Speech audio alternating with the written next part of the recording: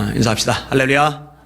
따라합시다. 하나님, 오늘 제 심령에 큰 은혜, 큰 능력 주세요. 옆 사람 축복해 주세요. 성령으로 강건하십시오. 아멘. 오늘 설교 제목입니다. 한번 따라하겠습니다. 영원히 감사해야 할 이름이 있다. 불평은 일종의 습관입니다. 습관적으로 불평을 하죠. 반대로 감사도 일종의 습관입니다. 습관적으로 감사를 합니다. 불평하는 사람은요, 뭘 해도 불평합니다. 투덜거리지 않고는 하루를 지나갈 수가 없어요. 습관이라. 감사하는 사람은요, 뭘 해도 감사를 합니다. 그게 이제 몸에 배어 있어서 자연스럽게 그렇게 나오게 되는 겁니다. 불평하는 사람은요, 일이 점점 꼬이게 됩니다. 왜냐하면 자기 말대로 되기 때문입니다. 감사하는 사람들은 일이 풀리게 되어 있습니다. 왜냐하면 자기 말대로 되기 때문입니다. 다른 것을 보기 때문이 아닙니다. 환경이 다르기 때문이 아닙니다. 다른 경험, 다른 사건들이 있기 때문이 아닙니다. 똑같은 환경, 똑같은 경험, 똑같은 사건을 경험을 해도 불평의 습관이 된 사람들은 불평하게 되어 있고 감사의 습관이 된 사람들은 감사하게 되어 있습니다. 우리가 너무너무 잘 아는 거 있잖아요. 가나안 땅 정탐한 이야기. 같은 땅을 봤잖아요. 같은 성을 봤잖아요. 안악자손 똑같이 봤잖아요. 근데 똑같은 걸 보고 왔는데 10명은 말합니다. 그 땅은 대적을 삼키는 땅입니다. 악평을 했다고 되어 있죠. 여호수아와 갈렙은 말합니다. 심히 아름다운 땅입니다. 심히 아름다운 땅입니다. 같은 땅인데 어떤 사람의 눈에는 대적을 삼키는 땅이고 어떤 사람의 눈에는 심히 아름다운 땅이에요. 그러니까 땅이 달라서 성이 달라서 안악자손이 달라서 그런 반응을 보인 게 아니라 마음이 다른 거예요. 그래서 마음이 중요한 거죠. 자본 4장 말씀이죠. 무릇 지킬 만한 것보다 더욱 내 마음을 지키라. 생명의 근원이 이에서 나는 줄 알미니라. 10명은요, 마음을 못 지키는 거예요. 우리는 메뚜기다. 자격지심에 빠져버린 거죠. 여호수아와 갈렙은 마음을 지키는 겁니다. 그들은 우리의 먹이다. 왜 자기를 메뚜기 취급을 해요? 그건 겸손이 아닙니다. 하나님이 주신다고 말씀하셨잖아요. 그런 말씀을 붙잡아야 합니다. 여러분들은 불평의 습관이 아니라 감사가, 불신앙의 습관이 아니라 믿음이 습관이 되실 수 있기를 주님의 이름으로 축원합니다. 그게 좋아요. 그게. 또 하나 기억할 게 있는데요. 부정적인 말을 한 10사람만이 문제가 된 게 아닙니다. 그 말을 듣고 영향을 받은 이스라엘 백성들 전체가 한 사람도 가나안 땅에 못 들어갑니다. 여러분, 이들이 하나님을 모르는 사람들이 아니었어요. 어린 양의 피로 구원받았잖아요. 출애굽했단 말이에요. 홍해를 지났단 말이에요. 세례를 받았단 말이에요. 그런데 악영향을 자꾸 받은 거예요. 받은 거. 여러분, 만약 누군가가 여러분 앞에서 자꾸 불평의 말, 원망의 말, 부정적인 말을 많이 하면은요, 그 사람하고 거리를 두세요. 아니면 그 사람 보고 그런 말 내게는 하지 말라고 단호하게 말을 하세요. 거리를 둔다거나 단호하게 말을 하면은요, 반드시 상대방이 기분 나빠할 겁니다. 상대방이 공격적으로 나올 겁니다. 그런데 여러분 잘 계산을 해보세요. 상대방이 공격적으로 나오는 것보다 이 부정적인 것에 물이 들어 하나님에게 징계를 받는 게 더 나은지. 그렇지 않잖아요. 그죠? 차라리 거리를 두는 게, 그리고 바르게 얘기를 해주는 게 나도 살고 그 영혼도 살 수 있는 길이라는 거 잊지 마시기를 바랍니다. 다니엘은요, 불평의 요소가 많은 상황에 놓여졌었죠. 자기를 궁지에 몰아놓은 정적들이 있잖아요.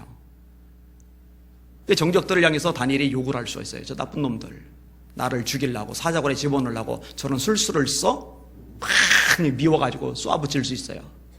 그리고 정적들의 말만 듣고서 어서의 도장을 찍은 임금님, 다리오 왕, 거기에 짜증이 날 수 있어요. 임금님도 참 너무하시지.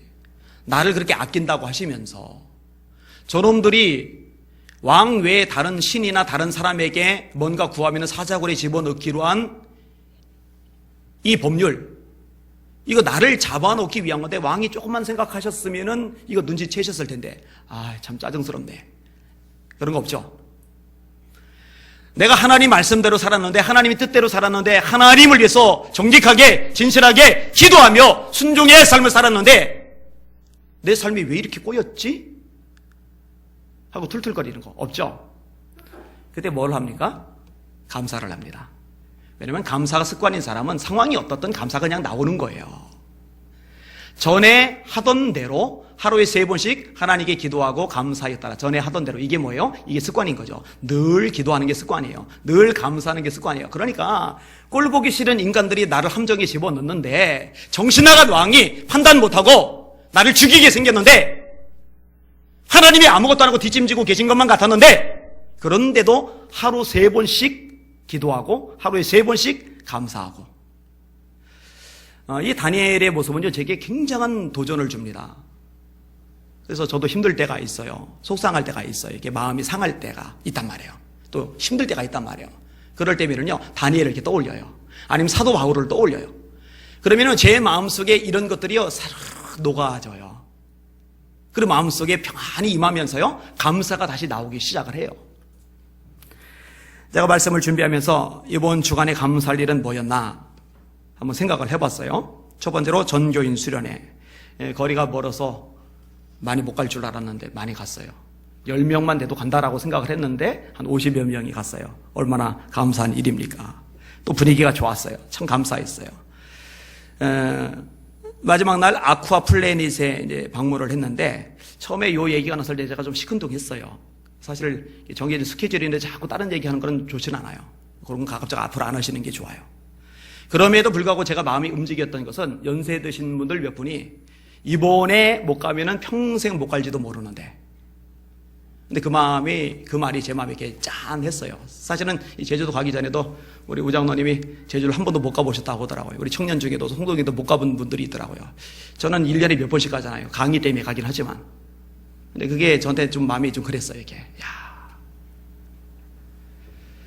아무튼 그래서 가기로 이제 결정을 했습니다. 근데 문제는 뭐냐면 비용이죠, 비용. 근데 이것도 이제 여러 가지 얘기들이 있었는데 결론은 이제 다 제공을 해줬어요. 이유가 뭐냐면은 사실은 교인들이 형편이 되는 사람들은 1, 2만 원, 2, 3만 원 아무것도 아니에요. 근데 1, 2만 원, 2, 3만 원이 부담되고 힘든 사람들이 있어요. 그러면 돈 되는 사람들은 돈 내고 거기 가고 돈 안 되는 사람들은 다른 데 구경하고 그래요? 그러면 그거는 망할 짓이죠.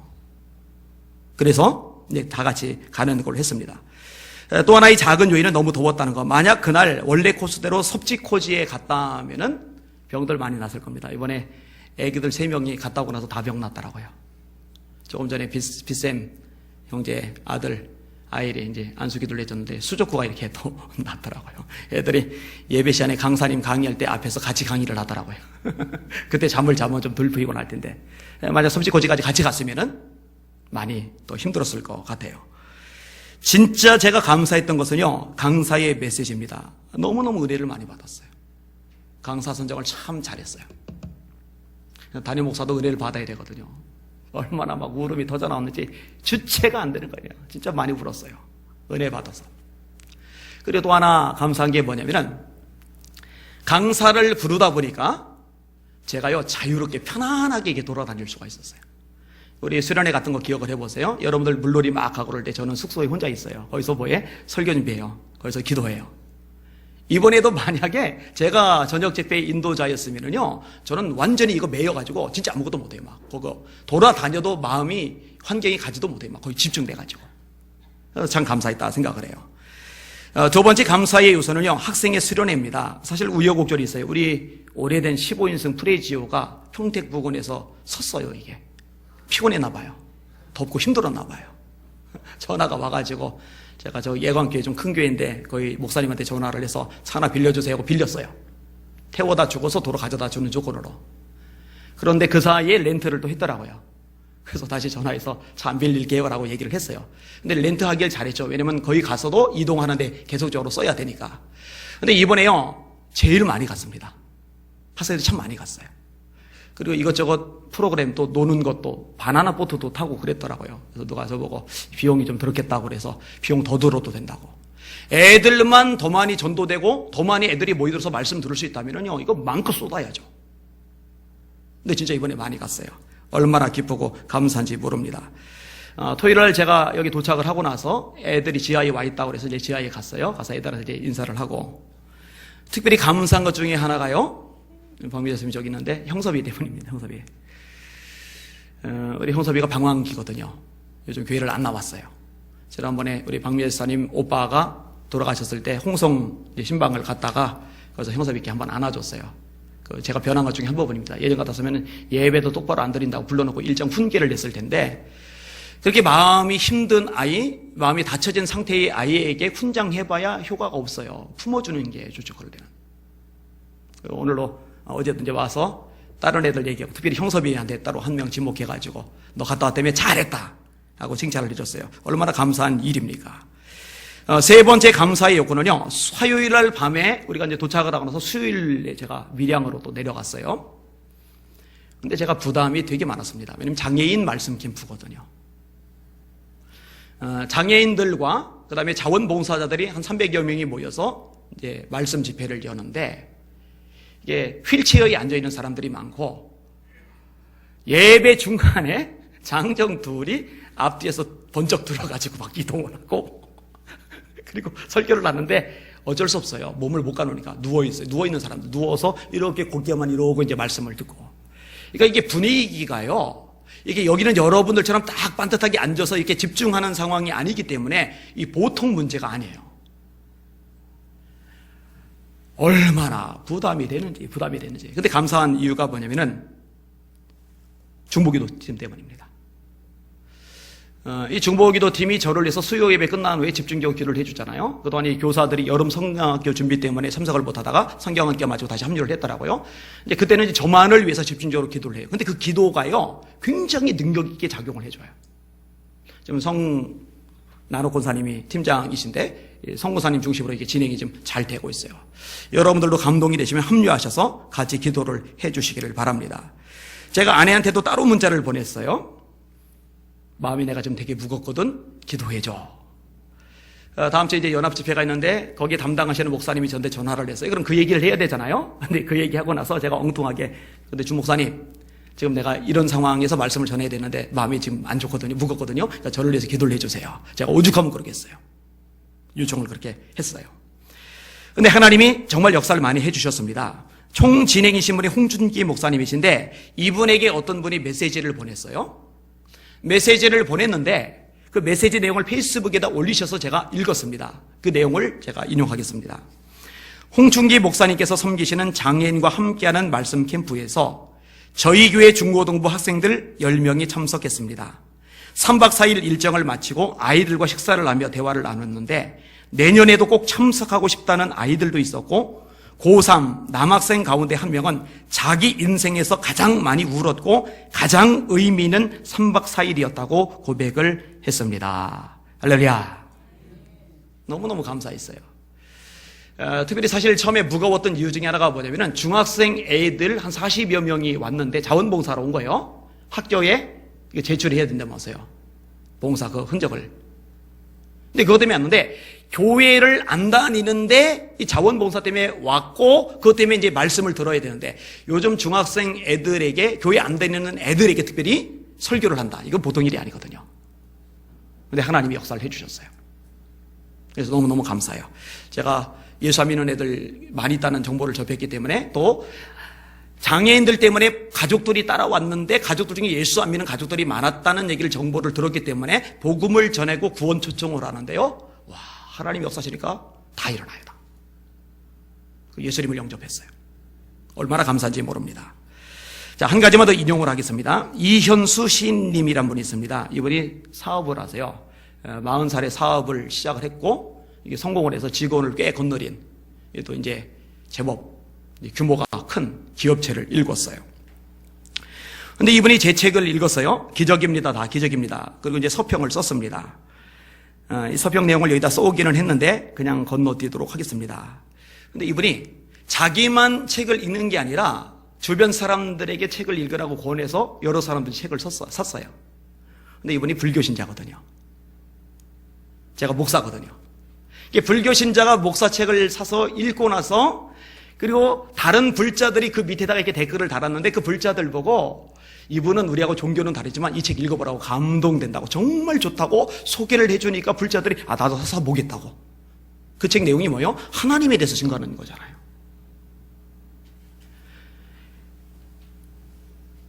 제가 밀양에 간 것을 알고요, 창원 사시는 이분이 찾아오셨어요. 좋은 곳에서 식사를 사 주셨어요.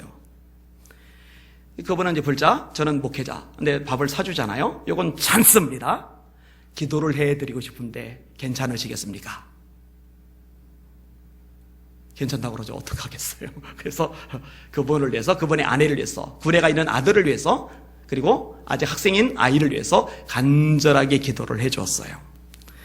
그날 메시지가 왔습니다. 안시인님, 오늘 뵙게 되어 영광이었습니다. 열차 시간이 어떻게 됐는지 모르겠네요. 출발하셨는지. 먼 길을 오셨는데 정성이 부족했던 것 같아 또 아쉽습니다. 이 불자들은 정성이란 말 잘 쓰더라고요. 더운 날 건강 조심히 잘 당도하시기를 기원드립니다. 미소도 아름다우시고, 여러분 제 미소는 불자가 인정하는 미소입니다. 미소도 아름다우시고 멋지고 건강해 보여 기분 좋았습니다. 종종 연락드리겠습니다. 또 봬요. 사랑합니다. 50대 아저씨가 뭘 사랑한다고 그래요. 그리고 메시지가 또 왔어요. 잘 올라가셨는지 궁금합니다. 전화를 드려볼까 하다가 늦은 시간이라 못 드렸네요. 저희 가족을 위해 기도해 주신 이야기 안사람에게 했더니 너무 고마워 하더라고요. 오늘도 많이 덥습니다. 건강히 하루 잘 지내시길 기원드립니다. 제가 목사입니다. 근데 목사라고 발표했을 경우에 신자들은 되게 환영을 잘해줍니다. 대접을 잘해줍니다. 좋아요.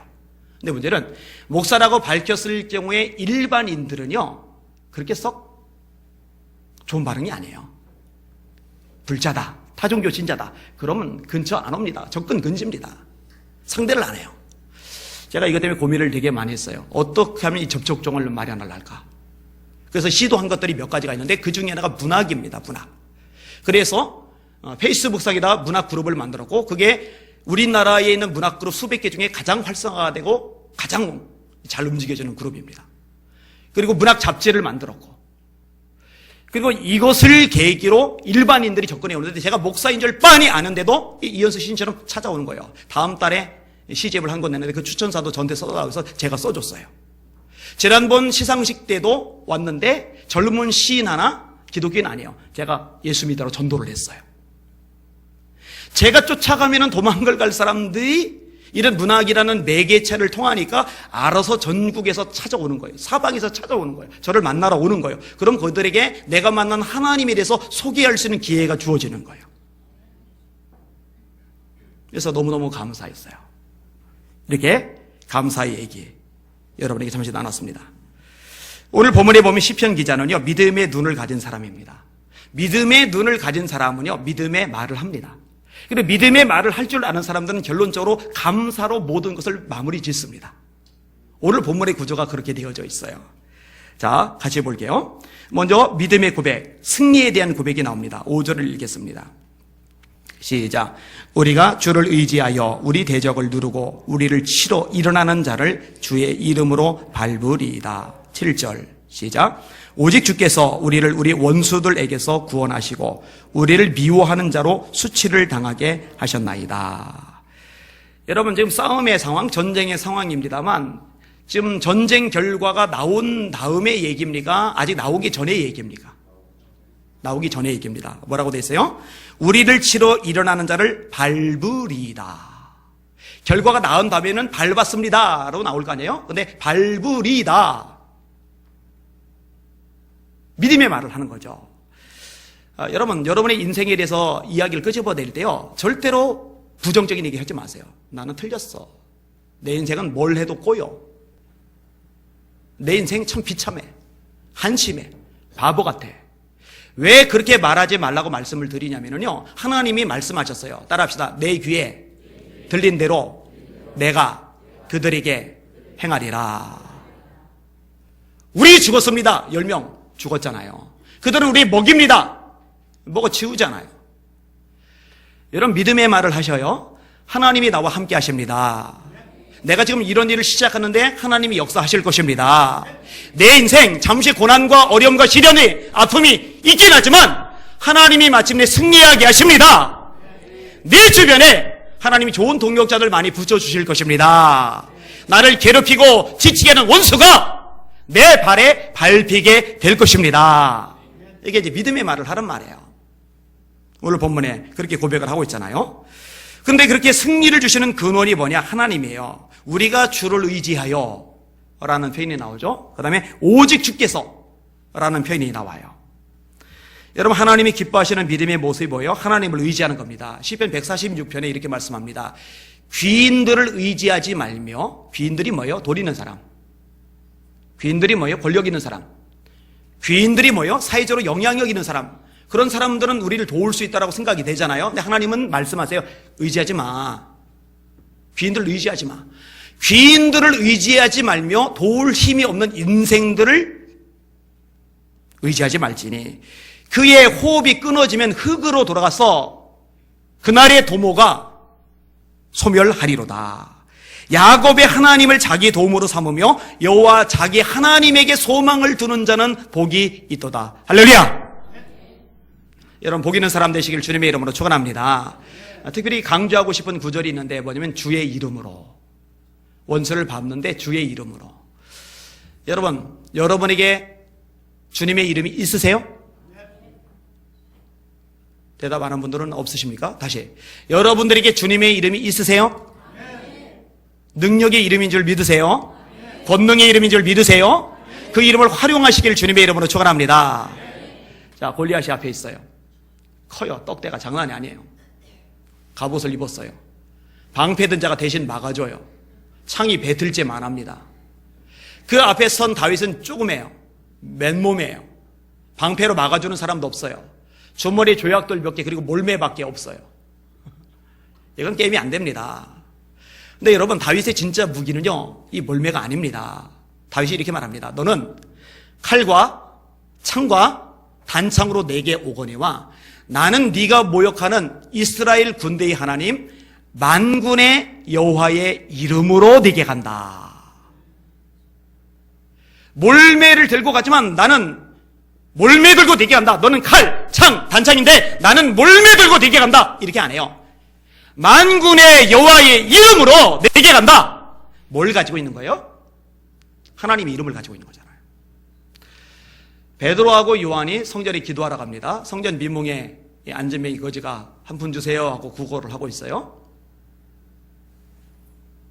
근데 줄 돈이 없어요. 지폐는 당연히 없고 500원짜리 동전 하나도 없는 거예요. 빈털털이거든요. 그렇다고 돈 없다고 축 쳐져가지고 아이고 내 팔자 이럽니까? 아니죠. 이렇게 말합니다. 은과 금은 내게 없거니와 내게 있는 것. 뭐가 있길래 도대체. 내게 있는 것으로 네게 주노니 곧 나사렛 예수의 이름으로 일어나 걸어라. 그러니까 발과 발목이 힘을 얻고 일어나는 거예요. 뭘 가지고 있어요? 예수의 이름. 여러분, 예수님께서 우리에게 기도응답을 주시는데 뭘로 기도응답을 주세요? 우리의 공로? 우리의 행실? 아니에요. 예수 이름 때문에 하나님이 우리 기도 들어주시는 줄 믿으시길 바랍니다. 지금까지는 너희가 내 이름으로 아무것도 구하지 아니하였으나 구하라. 그리하면 받으리니 너희 기쁨이 충만하리라. 예수 이름이거든요. 이 이름을 가지고 승리하시기를 주님의 이름으로 축원합니다. 승리에 대한 고백, 믿음의 고백이죠. 내가 하나님의 이름을 가지고 있는데 이길 거야. 이길 거야. 고백하는 거예요.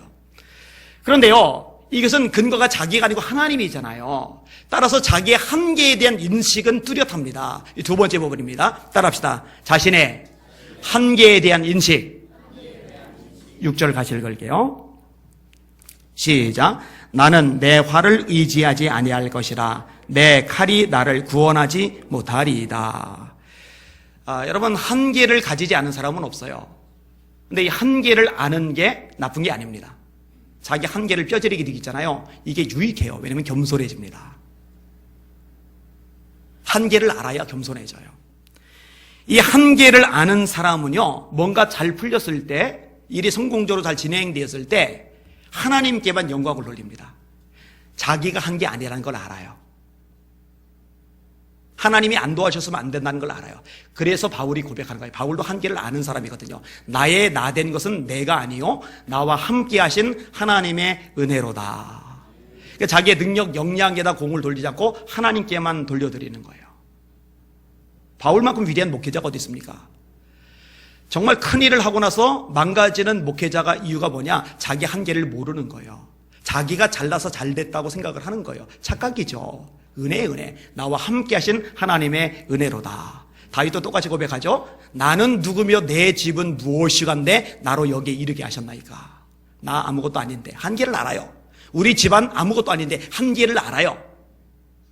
하나님이 이렇게 세워주셨다 고백을 하는 거죠. 한계를 알아야 자기를 의지하지 않습니다. 한계를 알아야 자기가 가진 어떤 것을 의지하지 않습니다. 오늘 본문에 보니까 싸움의 와중에서 칼이 얼마나 중요합니까? 칼 없으면 죽어요. 활이 얼마나 중요한 기능을 합니까? 칼이 없으면 죽어요. 근데 손에 활이 있단 말이에요. 싸울 수 있어요. 칼이 있단 말이에요. 싸울 수 있어요. 그런데 뭐라고 고백하느냐? 이 한계를 아는 거예요. 칼이 나를 구원하지 못합니다. 오늘 본문에 말씀하죠. 내 칼이 나를 구원하지 못하리이다.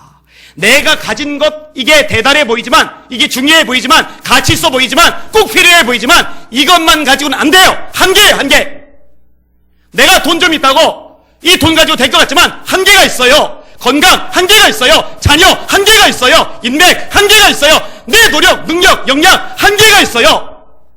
내 칼, 내 활, 노. 이걸로는 날 구원치 못해.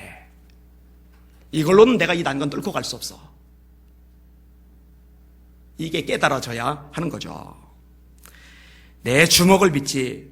헛소리입니다. 뭔 주먹을 믿습니까? 이 주먹으로 벽 하나 구멍 못 뚫어요. 그 주먹으로 뭘 어쩌겠다는 겁니까? 한계는 뚜렷합니다. 한계를 알 때 예수 믿는 사람의 특징은 절망이나 좌절이 아니라 그 시각을 하나님께로 향하게 돼요. 하나님을 바라보게 돼요. 우리 성도들의 눈이 그런 눈이 되시기를 예수님의 이름으로 축원합니다. 아멘 좀 크게 하세요. 축원합니다. 얼마나 복인데 아멘으로 화답해서 여러분 거 된다니까요. 또 안 나오네. 아멘. 그렇게 되시길 바랍니다. 히스기야가 위기를 만났어요. 아스루 왕 강대국 사네립이 쳐들어온 겁니다. 쳐들어와서 온갖 모욕적인 발언을 다 해요. 열방 나라들 내가 다 뺐었는데 그 나라 신들 따위가 내 손에서 못 건져냈지. 니네 신도 마찬가지야. 내 손아귀에서 건져낼 존재 없어. 근데 히스기야는 한계가 뚜렷해요. 할 수 있는 방법이었어요. 딱 한 가지. 자기가 하나님께 기도를 해요. 신하들 보내서 이사야 선지자에게 기도해달라고 기도 요청을 해요.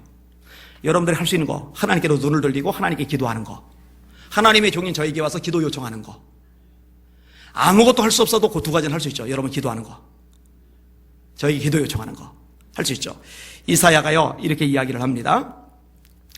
이사야가 그들에게 이르되 너희는 너희 주에게 이렇게 말하라. 여호와께서 이같이 말씀하시되 너희가 들은 바 아스루 왕의 종들이 나를 능욕한 말로 말미암아 두려워하지 말라. 여러분 두려워하지 마십시오. 두려워하지 말라. 보라 내가 영을 그의 속에 두리니 그가 소문을 듣고 그의 고국으로 돌아갈 것이며 또 내가 그를 그의 고국에서 칼에 죽게 하리라 하셨느니라. 아니 그 강력한 대국의 왕이 칼에 죽다니 누가 감히 그를 칼로 찔러 죽여요. 근데 하나님의 종이 그런 얘기를 끄집어내는 거예요. 근데 히스기야는요 그 이사야 선지자의 말을 하나님의 종의 말이기 때문에 인정하고 받아들이는 거예요. 결론이 뭔지 아세요? 이사야 37장 36절인데 여호와의 사자가 나가서 아수르 진중에서 18만 5천인을 쳤으므로 아침에 일찍이 일어나 본즉 시체뿐이라. 이에 아수르의 사네립 왕이 떠나 돌아가서 니누에에 거주하더니 자기 신 니스록의 신전에서 경배할 때에 그의 아들, 아무나 감히 왕에게 접근할 수 없는데 아들들은 접근하잖아요.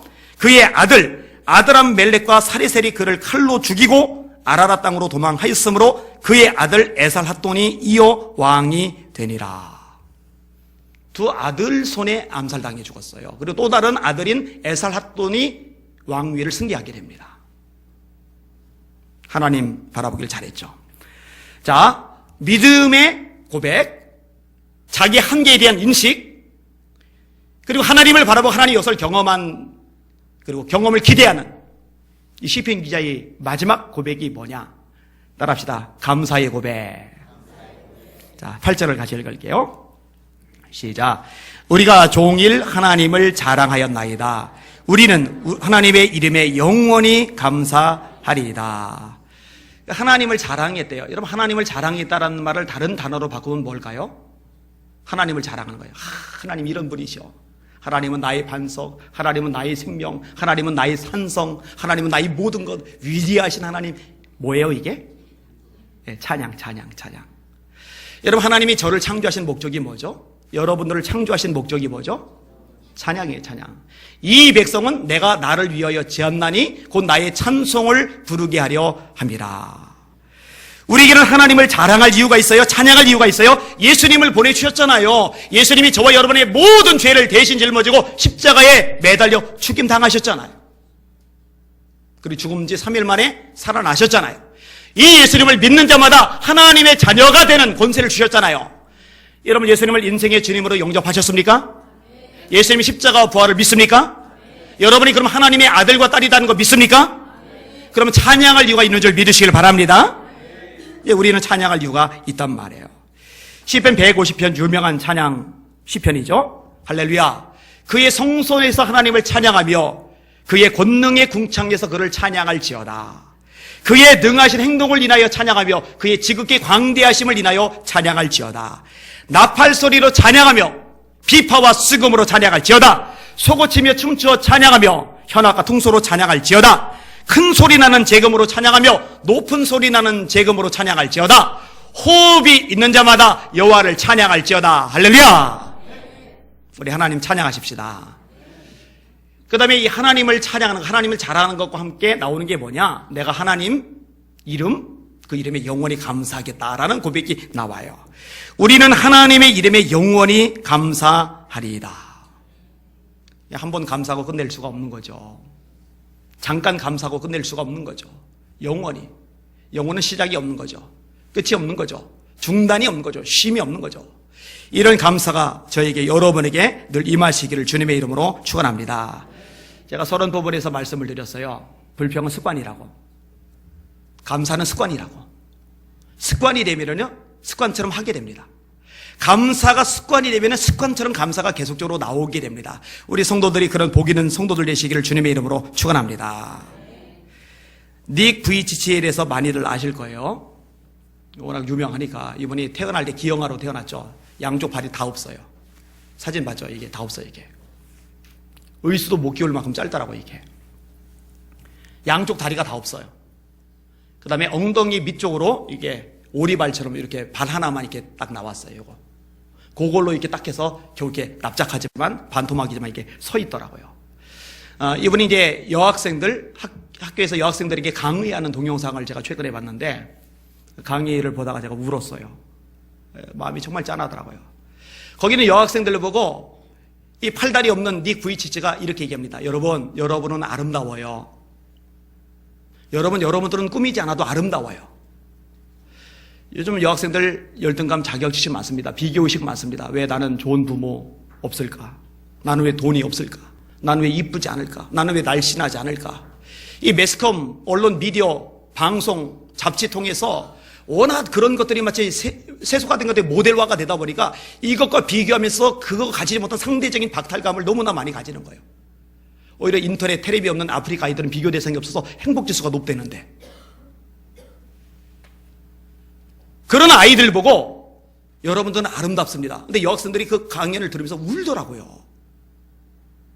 울음 날만 해요. 이분 결혼했더라고요. 그 아내 사진을 제가 최근에 봤는데, 와, 아내가 이쁘더라고요. 인상이 참 좋아요. 그런데 이 아내 되는 여자가 닉 부이치치에게 시집을 간다고 했을 때 그 엄마의 반응, 할렐루야 였어요. 할렐루야. 할렐루야, 할렐루야. 하나님을 찬양합니다. 그리고 그제서야 얘기 꺼내더랍니다. 사실은 너와 닉이 맺어지기를 내가 기도하고 있었단다. 제가 어제 이야기를 아내한테 해줬더니 아내가 엄마가 더 대단하다고. 그래, 엄마가 더 대단하다고. 부모가 이렇게 물었답니다. 자기 딸 보고 물어본 거예요. 이 닉이 기형아잖아요. 이 유전적으로 또 다시 이 새가 기형아가 나올 수도 있잖아요. 그러면 이제 엄마로서 충격받을 수 있잖아요. 남편을 기형아를 맞았는데 자식이 그러면은. 그래서 이제 부모가 부른 거예요. 만약에 너희 부부가 결혼을 해서 자식을 낳았는데 또다시 팔다리가 없는 아이가 나오면 너 어떡할래? 엄마 아빠 입장에서 걱정되니까 물었잖아요. 그때 딸이 이렇게 대답을 했더라고요. 괜찮아요. 좋은 롤 모델이 있으니까요. 닉 V씨가 좋은 롤 모델이라는 거죠. 팔다리가 없는 5명의 아이를 낳아도 닉을 사랑하듯 그 아이들을 사랑할 거예요. 닉이 아이에 대해서 고백한 장면입니다. 아빠로서 해주지 못하는 일들이 많다. 그죠? 쓰다듬어 주지 못하죠. 안아주지 못하죠. 그러나 신체적인 것들이 전부는 아니다. 아이에게 멋진 롤 모델 친구가 되고 싶다. 아이를 내 손으로 안아줄 수는 없지만 아들이 따뜻한 사람이 되도록 응원할 것이다. 아들을 멋진 어른으로 성장시키는 것이 축구보다 더 중요하다. 여러분, 불평으로 자기 처지를 이야기하기 시작하면은요, 나는 왜 팔이 없어? 나는 왜 다리가 없어? 안아줄 수도 없고, 쓰다듬어 줄 수도 없고, 같이 운동해 줄 수도 없고, 나는 할 수 있는 게 아무것도 없어! 그럴 텐데, 그게 아니에요. 그 위에서 나가는 말이 믿음의 말이란 말이에요. 긍정의 말이란 말이에요. 감사의 말이란 말이에요. 소망의 말이란 말이에요. 아이들하고 놀아줄 수는 없지만 더 귀한 것을 나는 줄 수 있어. 왜? 하나님이 계시니까. 나는 우리 사랑하는 성도들이 풀죽어 있지 않았으면 좋겠어요. 힘들어하는 모습 볼 때마다 마음이 아파요. 열등감 자격지심에 빠져서 허우적거리는 모습 볼 때마다 정말 속상해요. 나는 우리 성도들이 용기를 내었으면 좋겠어요. 여러분들의 아버지가 누군지 잊지 않았으면 좋겠어요. 여러분들의 구주가 누군지 기억했으면 좋겠어요. 여러분이 가지고 있는 최고의 가치가 바로 예수님이라는 거, 이거 마음에 새기고 살아갔으면 좋겠어요. 은과 금은 내게 없거니와, 건강은 내게 없거니와, 인맥은 내게 없거니와, 세상 사람 보기에 좋아 보이는 것 내게 아무것도 없지만 네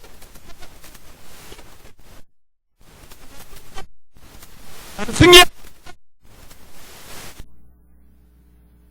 그렇게 고백하시는, 찬송하시는, 감사하시는 우리 성도들 되시기를 예수님의 이름으로 축원합니다. 오늘 설교의 제목입니다. 따라합시다. 영원히 감사해야 할 이름이 있다. 그 이름을 주신 하나님 감사합니다. 아멘. 기도합시다. 하나님,